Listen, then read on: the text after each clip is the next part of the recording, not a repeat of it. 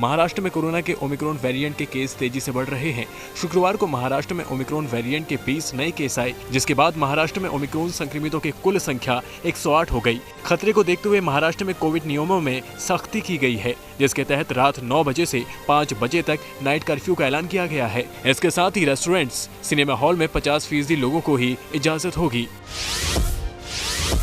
दिल्ली में कोरोना संक्रमण के मामले फिर से बढ़ने लगे हैं। बीते 24 घंटे में दिल्ली में कोरोना के 180 नए केस आए हैं। ये राजधानी में 6 जून के बाद कोरोना के संक्रमितों की सबसे बड़ी संख्या है, जिसके बाद दिल्ली में कोरोना के एक्टिव केस बढ़कर 782 हो गए हैं। चिंता की बात यह है कि 1 दिसंबर को दिल्ली में कोरोना के एक्टिव केस 286 थे, जो 24 दिसंबर तक बढ़कर 782 हो गए हैं। दिल्ली में कोरोना के बढ़ते मामलों के बीच उपराज्यपाल ने अफसरों को निर्देश दिया है कि कोविड नियमों का सख्ती से पालन कराया जाए। कोरोना के नए वेरिएंट ओमिक्रॉन की दहशत के बीच योगी सरकार ने बड़ा फैसला किया है। सीएम योगी आदित्यनाथ ने आज रात से प्रदेश में नाइट कर्फ्यू का ऐलान किया है। वहीं शादी समारोह में कोविड प्रोटोकॉल के साथ 200 लोगों को ही अनुमति होगी। ओमिक्रॉन वेरिएंट के खतरे को देखते हुए गौतम बुद्ध नगर पुलिस प्रशासन ने धारा 144 की अवधि बढ़ा दी है। नोएडा में अब 31 दिसंबर तक धारा 144 बढ़ा दी गई है। पुलिस के मुताबिक जो भी नियमों का उल्लंघन करेगा उसके खिलाफ सख्त कार्रवाई की जाएगी। नए आदेश के मुताबिक किसी भी कार्यक्रम से पहले अनुमति जरूरी होगी। ओमिक्रॉन के बढ़ते केस के बीच हरियाणा सरकार ने राज्य में नाइट कर्फ्यू लगा दिया है। 1 जनवरी से रात 11 बजे से सुबह 5 बजे तक हरियाणा में नाइट कर्फ्यू रहेगा। उधर गुजरात के 8 शहरों में नाइट कर्फ्यू के समय में बदलाव कर दिया गया है। अहमदाबाद, वडोदरा, सूरत, राजकोट, भावनगर, जामनगर, गांधीनगर और जूनागढ़, इन 8 शहरों में रात 11 बजे से 5 बजे तक नाइट कर्फ्यू रहेगा। इससे पहले इन शहरों में नाइट कर्फ्यू का समय रात 1 बजे से सुबह 5 बजे तक था। मध्य प्रदेश के उज्जैन में महाकाल मंदिर में सुबह की जाने वाली आरती पर रोक लगा दी गई है। कोरोना और ओमिक्रॉन वेरिएंट के खतरे को देखते हुए प्रदेश सरकार ने नाइट कर्फ्यू का फैसला लिया है। इसी के तहत महाकाल मंदिर में सुबह की आरती पर रोक लगा दी गई है।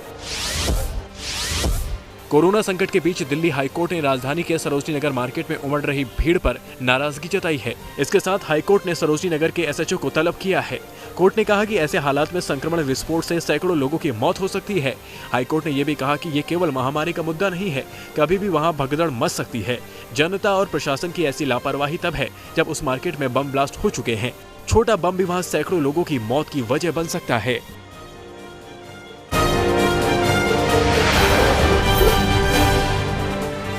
देश में ओमिक्रॉन के केस में लगातार बढ़ोतरी हो रही है। ओमिक्रॉन 17 राज्यों तक पहुंच चुका है। कुल केस की तादाद 400 के पार पहुंच चुकी है। ओमिक्रॉन के केस लगातार बढ़ते जा रहे हैं। महाराष्ट्र में एक साथ 20 नए केस आए हैं, जिसमें से अकेले मुंबई में 11 केस हैं। अब तक ये तादाद 108 हो चुकी है। महाराष्ट्र पहला राज्य है जहां ओमिक्रॉन मरीजों की तादाद 100 के पार पहुंच चुकी है। दुबई से आने वाले लोगों को मुंबई में 7 दिनों तक होम क्वारंटीन रहना होगा। गुजरात में भी ओमिक्रॉन के केस बढ़ते जा रहे हैं। गुजरात में पिछले 24 घंटे में ओमिक्रॉन के 13 नए मामले सामने आए हैं। इसके साथ कुल मामले बढ़कर 43 हो चुके हैं। इनमें से अब तक 8 सही हुए हैं। गुजरात में पिछले 24 घंटे में कोरोना के कुल 98 नए केस सामने आए। देश में कोरोना का ओमिक्रॉन वेरिएंट 17 राज्यों तक अपना असर बना चुका है। अब तक 114 लोग ठीक हुए हैं। 200 केस के विश्लेषण से पता चलता है कि 121 ऐसे लोग थे जो विदेश से आए थे और उनमें ओमिक्रॉन मिला, जबकि 44 ऐसे लोग थे जिनकी विदेश ट्रैवल हिस्ट्री नहीं थी। 87 ऐसे लोग थे जिनको वैक्सीन की दोनों डोज लग चुकी थी, यानी वैक्सीन से मिली इम्यूनिटी को ये वेरिएंट चकमा दे रहा है। ओमिक्रॉन के बीच बूस्टर डोज की मांग भी अब जोर पकड़ती जा रही है। सरकार ने फैसला किया है कि 3000 लोगों पर बूस्टर डोज का ट्रायल किया जाएगा। इस ट्रायल के नतीजों से ये तय किया जाएगा कि सभी लोगों को बूस्टर डोज लगाई जाए या फिर नहीं। केंद्र सरकार ने बूस्टर डोज की जरूरत को जानने के लिए एक स्टडी शुरू की है।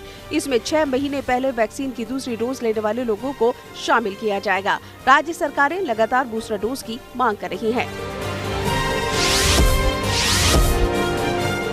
मेदांता के चेयरमैन मशहूर डॉक्टर नरेश त्रहन ने भी बूस्टर डोज की जरूरत बताई है। उनका कहना है कि ओमिक्रॉन आर नॉट फैक्टर्स पुराने वेरिएंट से 3 गुना ज्यादा है, यानी कि करीब 18 से 20%। इसका मतलब ये हुआ कि इससे संक्रमित व्यक्ति 20 लोगों को संक्रमित कर सकता है। वैक्सीन से आई हुई योर इम्यूनिटी अब धीरे धीरे कम होती जा रही है। इसको देखते हुए बूस्टर डोज लगवाना आवश्यक है। हमें पता है कि कोई 30 करोड़ से ज़्यादा जैब्स लग चुके हैं और 40-45% पॉपुलेशन को डबल डोज लग चुका है। पर हमारी वल्नरेबिलिटी 2 है। एक, बच्चों को अभी कोई वैक्सीन नहीं मिली है। दूसरा, अभी भी 50% लोग हैं जिनको सेकंड डोज नहीं लगा। और तीसरा जो सबसे बड़ा चैलेंज आज आ रहा है कि इम्यूनिटी जो वैक्सीन से आई है वो आहिस्ते आहिस्ते कम होती जा रही है। तो अगर जो ऐसा है तो हमें बूस्टर की ज़रूरत पड़ेगी। तो ये बात है कि अगर जो हमें हेल्थ केयर वर्कर्स और फ्रंट लाइन वर्कर्स को तैयारी करनी है नई जंग के लिए, तो इनको भी स्वस्थ रखना है। तो जैसे ही वैक्सीन अवेलेबल हो, इन सबको बूस्टर डोसेज शुरू कर देना चाहिए।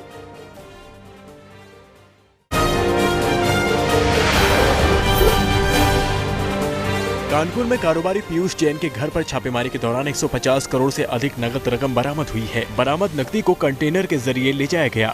गुरुवार को जीएसटी इंटेलिजेंस महानिदेशालय यानी डीजीजीआई और आयकर विभाग की टीम ने पीयूष जैन के घर छापा मारा था। इस दौरान अलमारियों में इतने पैसे मिले थे कि नोट गिनने की मशीनें मंगानी पड़ी। कुल 8 मशीनों के जरिए पैसे गिने गए। कैश को सुरक्षित ले जाने के लिए बड़े कंटेनर का इंतजाम किया गया।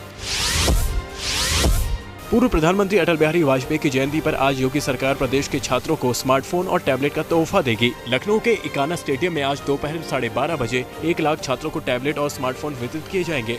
प्रदेश स्तर पर कुल 1 करोड़ छात्रों को स्मार्टफोन और टैबलेट देने का लक्ष्य है।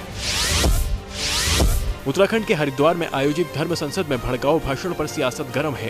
कांग्रेस नेता राहुल गांधी ने इस मामले को लेकर फिर हिंदुत्ववाद पर हमला बोला। धर्म संसद में दिए गए भाषणों को लेकर राहुल गांधी ने ट्वीट किया।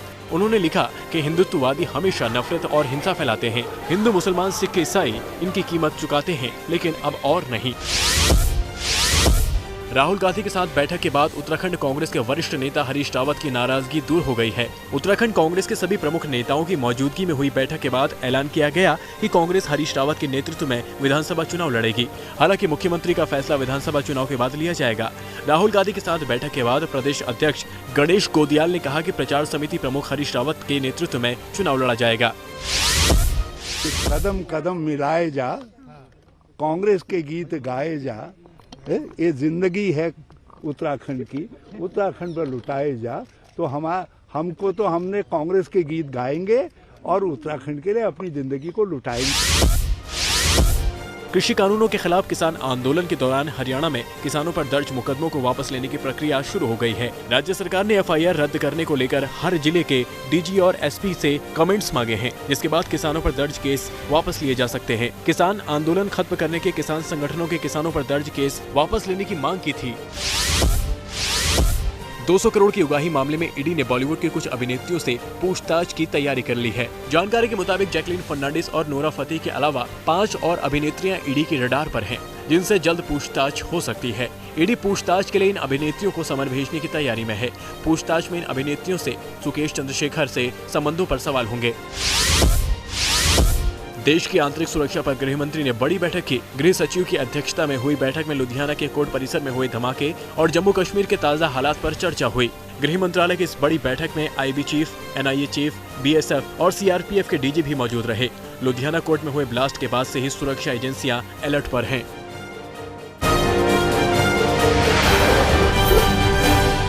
केदारनाथ धाम में मौसम ने करवट ले ली है और अचानक बर्फबारी शुरू हो गई। धाम में 1 फीट तक ताजा बर्फबारी हो गई। ताजा ठंड की वजह से नदी नाले सब जमने लगे हैं। बर्फबारी के कारण धाम में रह रहे लोगों को भारी परेशानियों का सामना करना पड़ रहा है। धाम में अभी भी 200 के लगभग कर्मचारी, मजदूर, महात्मा और पुलिस के जवान रह रहे हैं। भारी बर्फबारी की वजह से धाम में चल रहे पुनर्निर्माण कार्य भी बाधित हो गए हैं। बर्फबारी का दौर इसी तरह जारी रहा तो आने वाले दिनों में धाम में पुनर्निर्माण कार्यों में जुटे सभी मजदूरों को भी वापस लौट जाएंगे। बद्रीनाथ धाम में एक बार फिर मौसम ने करवट बदल ली है। मौसम की करवट बदलने के साथ ही बद्रीनाथ धाम में एक बार फिर से बर्फबारी शुरू हो गई है। यहाँ दिन में तापमान माइनस में लुढ़क चुका है। इस समय भगवान बद्री विशाल के कपाट शीतकाल के लिए बंद हैं। धाम में कुछ पुलिस जवान मंदिर की सुरक्षा और भारतीय सेना और आईटीबीपी के जवान सीमा पर तैनात हैं। औली में भारी बर्फबारी के बीच सैलानी क्रिसमस मनाने पहुंचे हैं। औली में छतराकुंड झील का पानी पाला बन चुका था। हर तरफ पर्यटकों की भारी भीड़ उमड़ी हुई है। रोपवे, चेयर कार पूरी तरह से पैक दिखाई दे रही है। वहीं औली के रिजॉर्ट पहले से ही पैक हो चुके हैं। लेह में सीजन की पहली बर्फबारी हुई, जिसके बाद पूरा इलाका बर्फ से पट गया। घरों की छतों से लेकर सड़कों तक बर्फ की मोटी चादर जम गई। वहीं दूर दूर तक बर्फ के सिवा कुछ नजर नहीं आ रहा। भारी बर्फबारी के बाद यहाँ आम जनजीवन अस्त व्यस्त हो गया है। सड़कों से बर्फ हटाने का काम जारी है। कश्मीर में भी बर्फबारी ने सफर को जानलेवा बना दिया है। गुलमर्ग में बर्फबारी के बीच सफर कर रहे सैलानी की गाड़ी सड़क पर फिसल गई, जिसमें ड्राइवर समेत 4 लोग जख्मी हो गए, जिन्हें अस्पताल में भर्ती कराया गया। घायलों की हालत खतरे के बाहर है।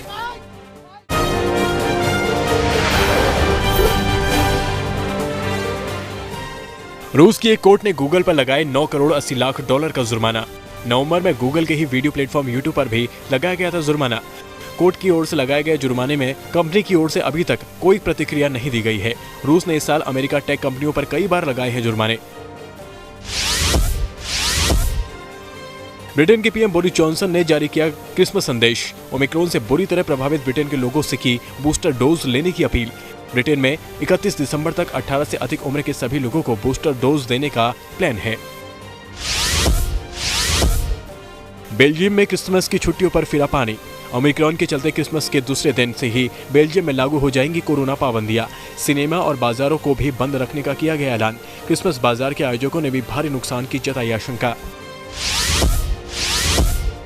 चीन की राजधानी बीजिंग में विंटर ओलंपिक्स के खेल गांव में कोरोना को लेकर की गई विशेष तैयारियां। 42 दिन तक 4 फरवरी से शुरू होगा खेलों का आयोजन। 20 फरवरी तक चलेगा विंटर ओलंपिक्स। बाढ़ और तूफान में बुरी तरह प्रभावित हो चुके फिलीपींस में ओमिक्रॉन ने पसारे पैर। राष्ट्रपति रोड्रिगो ने कोरोना के नए वेरिएंट पर जताई चिंता। कैबिनेट ने राष्ट्रपति से ओमिक्रॉन और तूफान पीड़ितों के लिए की अतिरिक्त फंड की मांग।